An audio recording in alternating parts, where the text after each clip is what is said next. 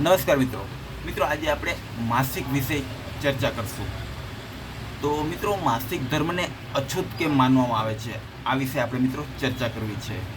આપણે મિત્રો જો માસિકની આપણે સામાન્ય ગણતરી કરીએ મિત્રો, તો મિત્રો સ્ત્રીને પોતાની લાઈફમાં 13 વર્ષથી માસિક આવે છે મિત્રો. તો 50 વર્ષ સુધી માસિક આવે છે મિત્રો, અને 50 પછી માસિક બંધ થઈ જાય છે મિત્રો. એટલે મિત્રો આપણે ગણતરી કરીએ તો આપણે 50માંથી 13 બાદ કરીએ તો 37 વધે. એટલે પોતાની લાઈફમાં મિત્રો એની જિંદગીમાં 37 વર્ષ સુધી મિત્રો એને માસિક આવે છે. હવે 37 ગુણ્યા 12 કરીએ મિત્રો તો 444 વખત એની લાઈફમાં મિત્રો એને માસિક આવે છે. તો મિત્રો 444 વખત માસિકની પીડા સ્ત્રીને સહન કરવાની, અને તે છતાં મિત્રો માસિકને અછૂત કયા અર્થે માનવામાં આવે છે મિત્રો. હું મિત્રો મારી પોતાની વાત કરું, હું માસિકને અછૂત નથી માનતો મિત્રો. હું માસિક એક ધર્મ માનું છું. મારા ઘરની અંદર મારી વાઈફને, મારી છોકરીઓને મિત્રો માસિક આવતો હું નાહી ધોઈને હું પૂજા કરું જ છું. કેમ કે માસિક શું છે પહેલાં એ તો આપણે એ સમજવાની કોશિશ કરીએ મિત્રો. કેમ કે મિત્રો જ્યારે માસિકની શરૂઆતથી જ આપણી શરૂઆત થાય છે. સામાન્ય એક ઉદાહરણ આપું મિત્રો, કે માસિકના 5 દિવસ પછી જાતીય સમાગમથી ગર્ભાશય રહી છે, આપ સમજી શકો છો મિત્રો. અને મિત્રો સ્ત્રી બીજ અને પુરુષ બીજ આ બંને મળીને ગર્ભ રહે છે મિત્રો. તો મિત્રો મેન યોગદાન છે મિત્રો સ્ત્રી બીજ અને પુરુષ બીજ, અને ત્રીજું મિત્રો ગર્ભાશયમાંથી જે બાળકને મિત્રો જે પોષણ મળે છે મિત્રો. આપ સમજી શકો છો. તો કયા અર્થે મિત્રો માસિકને અછૂત માનવામાં આવે છે? જ્યાં સુધી હું તમારીને મારી મિત્રો જે કુદરતે જે રચના કરી છે માસિકમાંથી, જે 9 મહિનાનું માસિક એમાંથી તો આપણી રચના બને છે. તો માસિકને કઈ રીતે મિત્રો અછૂત માનવામાં આવે છે? ઘણા ધર્મની અંદર મિત્રો જે માસિક દરમિયાન પોતે રસોઈ ન કરી શકે, આ ન કરી શકે, મંદિર ન જઈ શકે. તો આનો અર્થ શું છે મિત્રો? વિશ્વની અંદર કોઈ પણ વ્યક્તિ મિત્રો માસિક વગર પેદા જ ન થઈ શકે.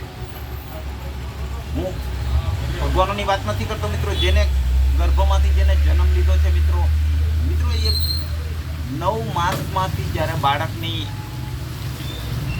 નિર્માણ થાય છે મિત્રો, ત્યારે ઓછામાં ઓછી આપ સમજી શકો કે 9 મહિનાના માસિકમાંથી બાળકનું એક સર્જન થાય છે મિત્રો. અને એ દરમિયાન 9 મહિના મિત્રો જે ગર્ભાશયની અંદર જે એને પોષણ મળે છે એ નાભીમાંથી એને પોષણ મળતું હોય છે મિત્રો. તો આ 3 મુખ્ય પોઈન્ટ છે મિત્રો. સ્ત્રીભુજ, પુરુષ બીજ, અને જે ત્રીજું છે એ મિત્રો જે ગર્ભાશયમાં જે પોતાની નાભી હોય છે, નાભીમાંથી બાળકને પોષણ મળે છે મિત્રો. 9 મહિના સુધી જે કંઈ માં જે ખોરાક લે છે એમાંથી બાળકને પોષણ મળે છે મિત્રો. તો મિત્રો કોમેન્ટમાં જણાવજો કે માસિકને કયા અર્થે મિત્રો એને અછૂત માની શકાય. ખ્યાલ આવ્યો કે વિશ્વનો કોઈ પણ વ્યક્તિ નથી જે માસિક વગર પેદા થઈ શકે મિત્રો. તો મિત્રો અને મિત્રો માસિકમાં તો સ્ત્રીને કેટલી બધી પીડા થતી હોય, એમાં આપણે એનું યોગદાન આપવું જોઈએ.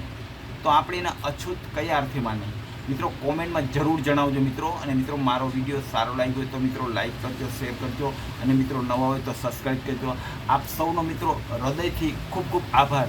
અને મિત્રો આપની સ્ત્રીને માસિક દરમિયાન કેટલું યોગદાન આપો છો એ મને ચોક્કસ જણાવજો. હું તો અહીંયા સુધી માનું મિત્રો, માસિક દરમિયાન કેટલી બધી સ્ત્રીને પીડા થાય છે આપ સમજી શકો છો મિત્રો. પોતાની લાઈફમાં 444 વખત એ માસિકનો મિત્રો એ પીડા સહન કરે છે.